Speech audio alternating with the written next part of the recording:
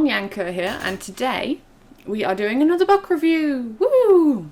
I think I'm just going to start calling these Bookworm Wednesdays because I seem to always post them on a Wednesday. So yeah, new thing every Wednesday. Hopefully, I will be posting a review of some kind of book, be it manga or comics or normal books. So yeah, tell me what you think about that. Do you think that's a good idea or not? Well, I mean, I'm going to post them either way, but I'd like to hear your input on it. So yeah, if you like the idea of Bookworm Wednesdays, subscribe now before we start talking about today's books. So, shameless self-promotion, I'm sorry. But anyway, on to the main topic at hand.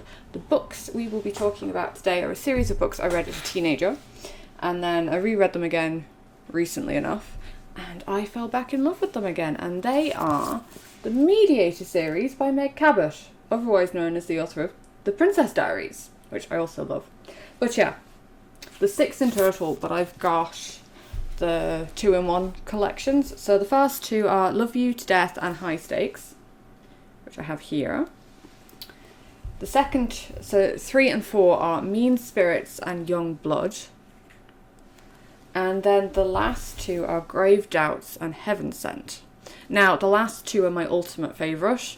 I do like the first 2 because they set everything up. The third and the fourth one are kind of... like, I like them, don't get me wrong, but they're not like my favourites in the series. But yeah, this one is the ultimate favourite of mine. So, basically, if you don't know what the Mediator is, Suze is a 16-year-old who can see and talk to spirits. And she can also touch them, which causes some confusion, but it's explained as the series goes on. She's, your typical average teenager. She's grown up in New York. She lost her dad when she was young, but didn't really lose him in that sense because she could still see and talk to him. Her mum then remarries, and the start of the season of the series of books is that she's moved out to California. Yeah, California. Is it California? 1 second, let me double check.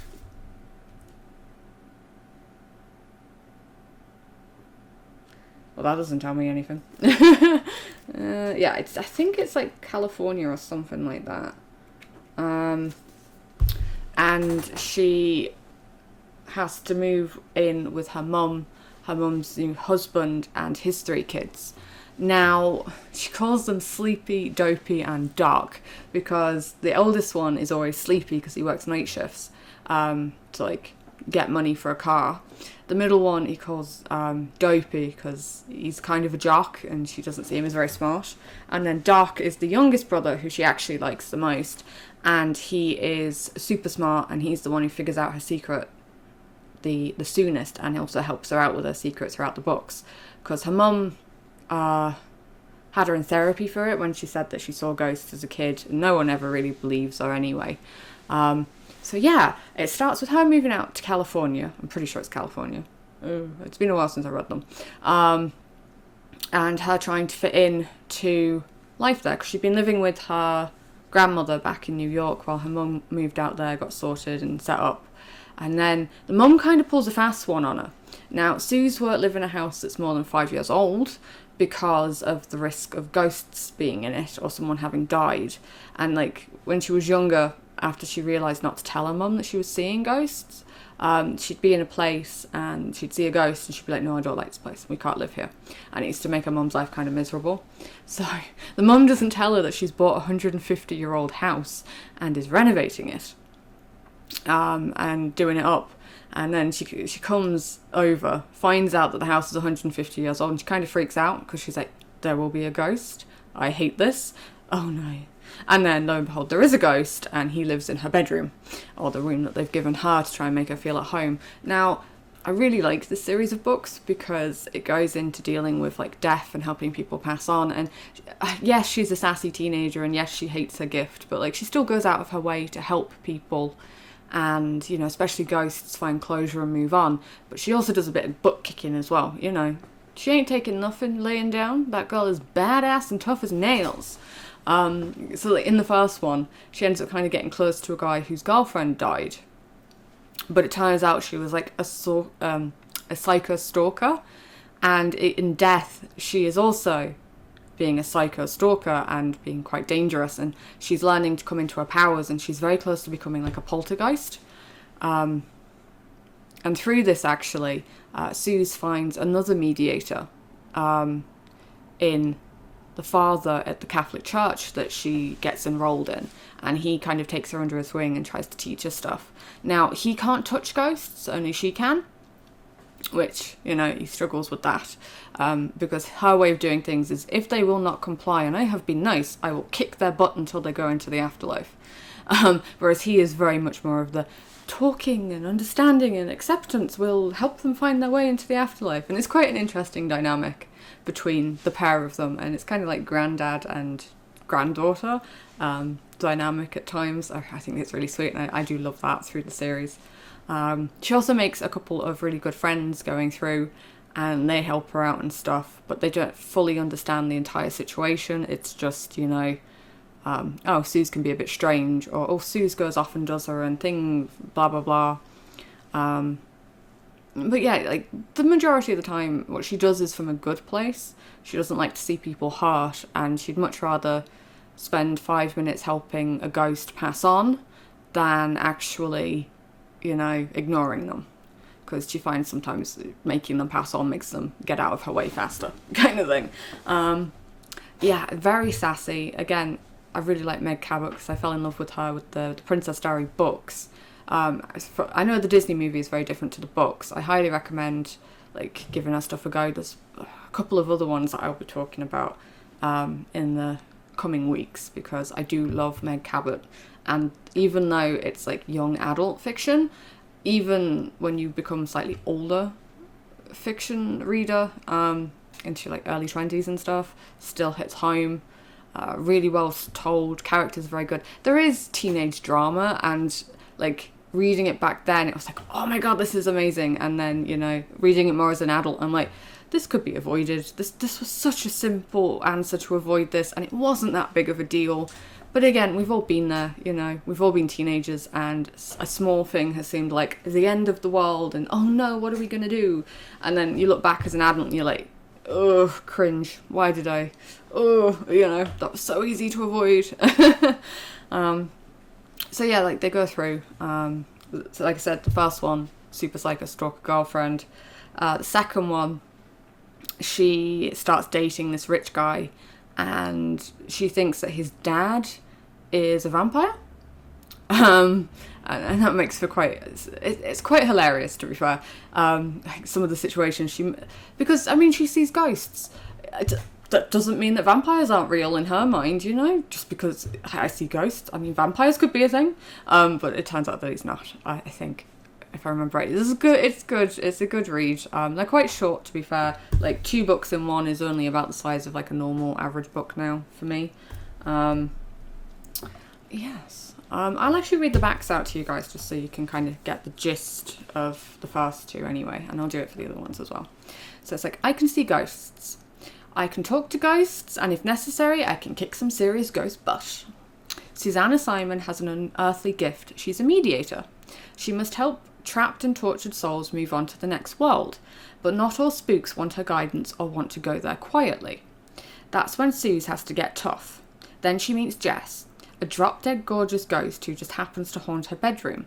It's hard to boot a guy into the afterlife when he makes your heart beat faster, even though he's been dead for 150 years.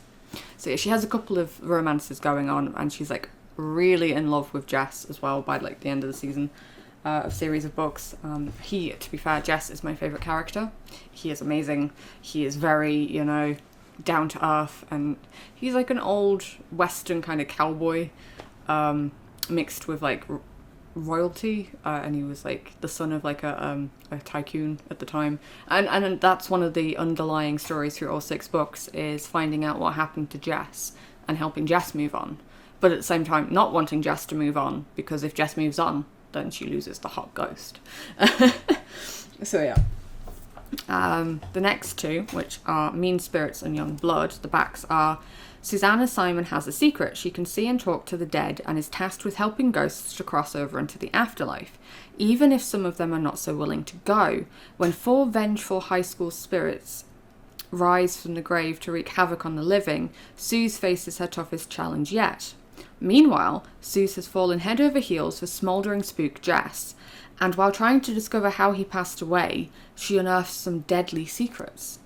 So like I said, an underlying running story throughout all of them is like what happened to Jess. Getting justice for Jess. Okay, now the last two. Susanna Simon is a ghost hunter. She must use her powers of persuasion and sometimes brute force to send spooks on to the next world.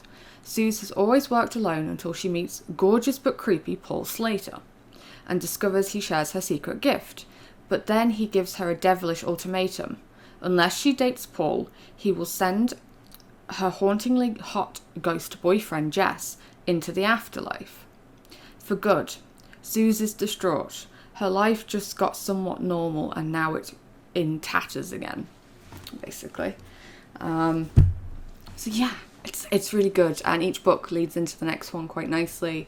There's not that many plot holes really that are left unanswered. Like it says, Paul, he comes in like book 3 or 4, because Suze starts babysitting at this country club to make money to buy clothes through the summer, basically, and get her own car and stuff, and just have her own money. So she meets this family, the Slaters, and she's babysitting the young kid, and the young kid is absolutely terrified of going outside, won't leave the apartment, and she's just kind of like with him a lot inside, and she doesn't mind, he's not too hard to deal with, and like she says, Paul is pretty hot, but he's creepy, but she doesn't mind like seeing him from time to time.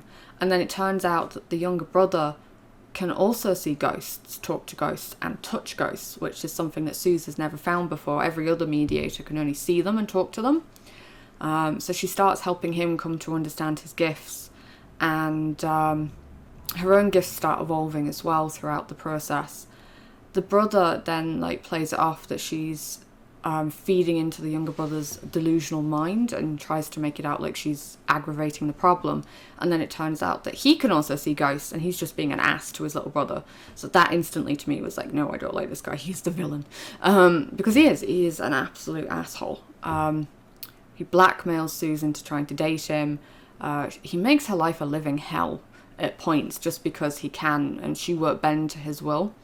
And I really like how he's basically the embodiment of toxic masculinity. And Suze is just like, I ain't having that. You know, no means no. And alright, you're going to try and blackmail me? Well, I'm going to fight back. You know?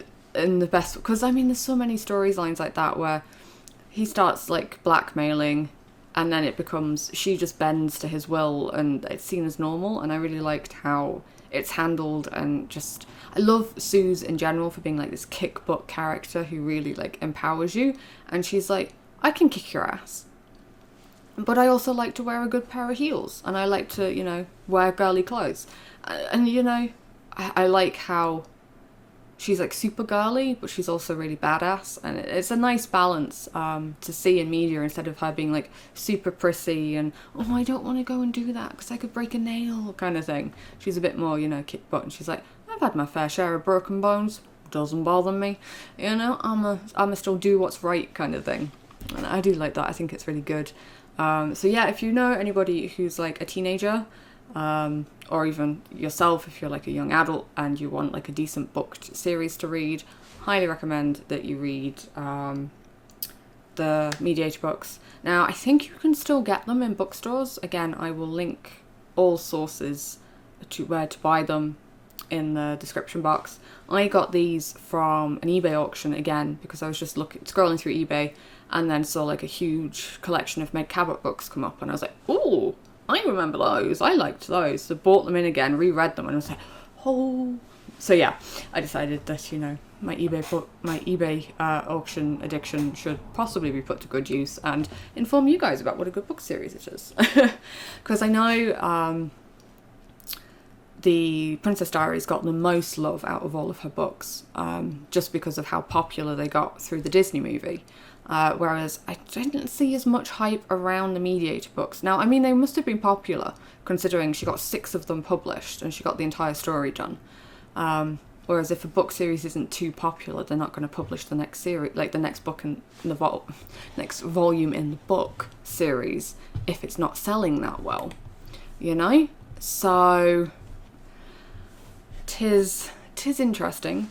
And as well, I like how it handles ghosts and spirits. And you know how normally girls are super scared of ghosts, and it's always like, oh no, save me, big strong man. And she's just like, you know, it is what it is. I'm gonna deal with it. It's the hand I've been dealt, kind of thing. I mean, she complains about it a few times throughout the series. And I mean, who wouldn't? You know, you just want to be an average, normal teenager. And all these ghosts keep popping up, and they're like, yo, so I was murdered. I want you to help them find my body so that I can move on to the afterlife. And you're like, fine, but maybe find one that's slightly older than 16. They're kind of drawn to her as well, and that's also explained throughout the books. Because they're not as drawn to the priest as they are to Suze. And like I said, it's explained. I'm not going to spoil just in case you do want to go read them. She's also brought out a novella for it, which is set after like the high school years are over. And I think she's in her 20s. Like she's in her 20s and she's either in college or she's like working as a journalist or something. I haven't read it yet. I own it. I am going to read it. It will probably come up in the next Meg Cabot movie. Meg Cabot book review that I do.